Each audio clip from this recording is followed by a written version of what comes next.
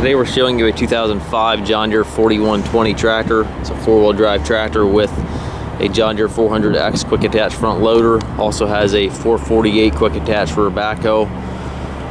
The tractor is in very nice shape, has approximately 760 hours on it.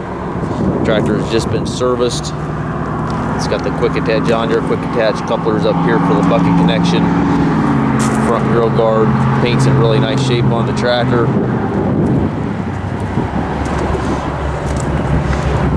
Got the R4 industrial tires, which are in good shape.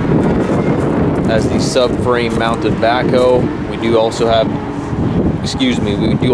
3-point arms for the tractor. Stabilizer bars are here.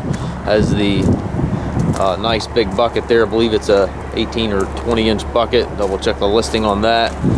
Backhoe's in real nice shape, same as the tractor. Very nice, clean little unit. Engine is prior to all the Tier 4 emissions.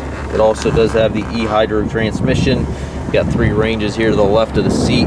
Also have your 4-wheel drive engagement here beside the seat.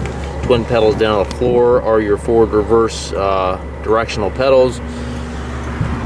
Loader control, cruise control, and 3-point lever over here to the right.